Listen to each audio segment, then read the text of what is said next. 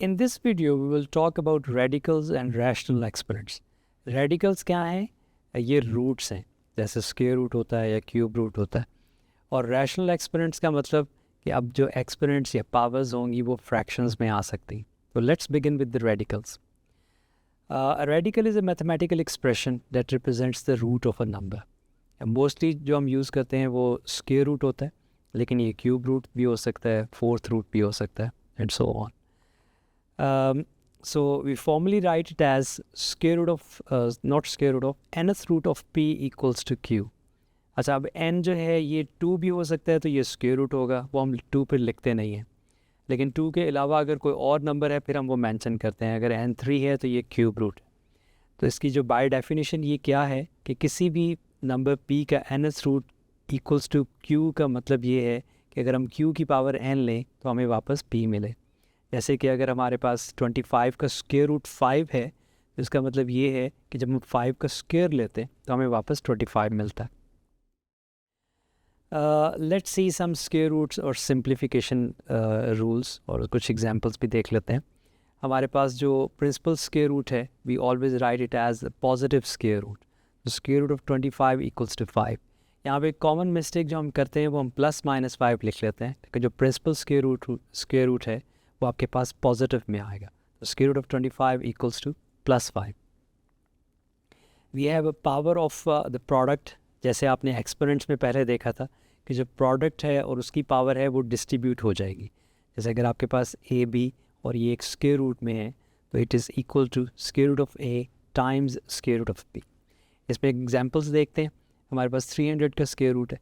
अच्छा, किसी नंबर का अगर स्क्वायर रूट पूरे का पूरा नहीं निकलता तो हम उसको फैक्टर करते हैं, और अगर उसमें हमें ऐसा फैक्टर मिल जाए जो एक परफेक्ट स्क्वायर है तो we write it in terms of that.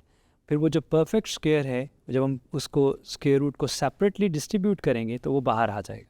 जैसे कि 300 है, तो 300 को हम लिख सकते हैं 100 टाइम्स 3. अब जब इसको हम डिस्ट्रीब्यूट करेंगे, 100 का स्क्वायर रूट अलहदा होगा और 3 का अलहदा होगा, तो 100 एक परफेक्ट स्क्वायर है, तो इसका स्क्वायर रूट 10 आता है, तो will get 10 square root of 3.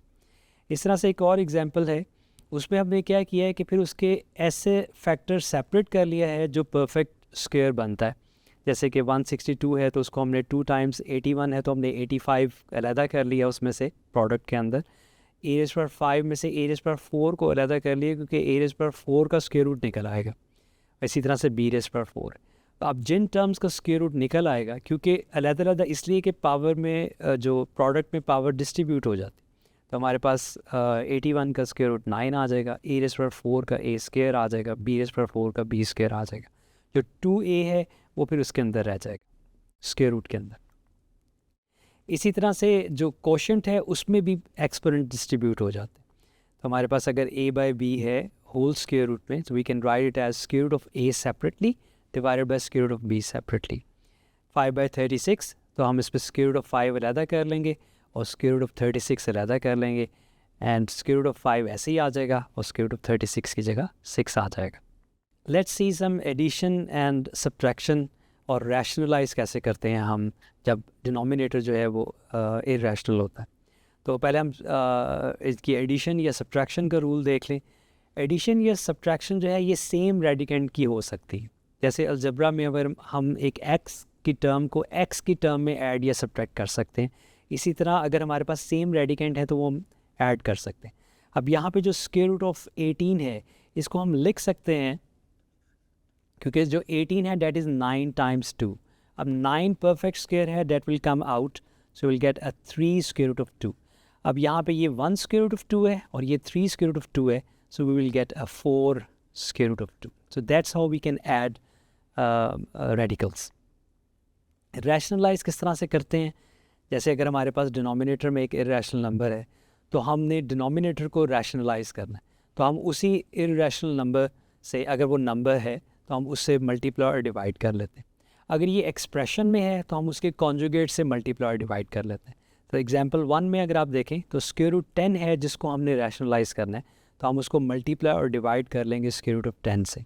तो हमारे पास जो ऊपर आ जाएगा वो तो ऐसे ही आ जाएगा, 2 टाइम्स स्क्वायर रूट ऑफ 3 और स्क्वायर रूट ऑफ 10 मल्टीप्लाई होकर स्क्वायर रूट ऑफ 30 आ जाएगा. लेकिन नीचे जो है वो आपके पास 3 times square root of 10 into square root of 10, उस स्क्वायर रूट ऑफ 10 का स्क्वायर आ जाता है तो वो स्क्वायर रूट ख़त्म हो जाएगा, so you will get 10 here. आप इसको सिंप्लीफाई कर सकते हैं, तो डिनोमिनेटर इज़ नाउ रैशनलाइज्ड।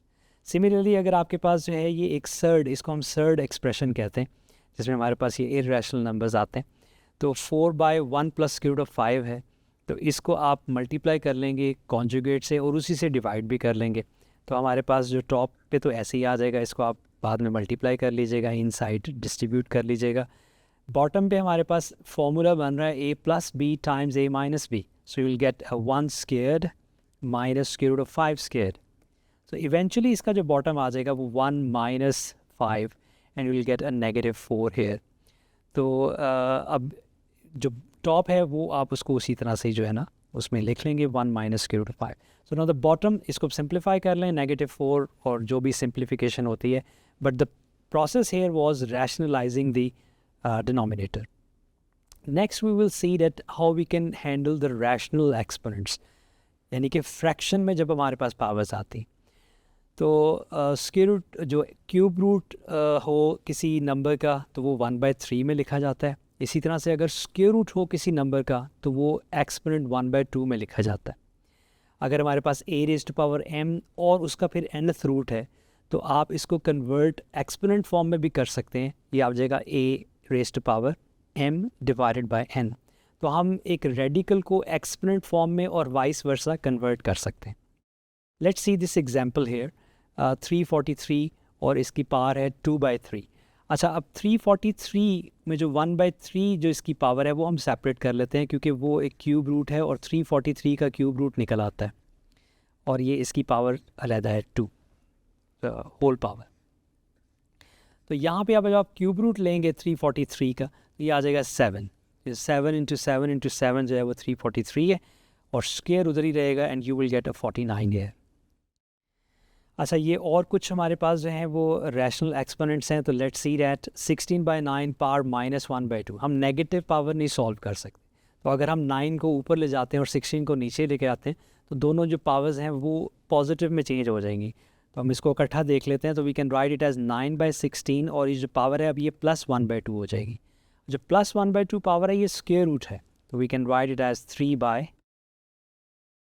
एक सेकंड एग्जांपल है हमारे पास, इसमें हम नंबर्स को इकट्ठा कर लेंगे, 2 × 3 दैट इज़ 6 और x same basis the powers will be added 3/4 + 1/5 and then you can simplify that. So that is how we handle the radicals and the rational exponents.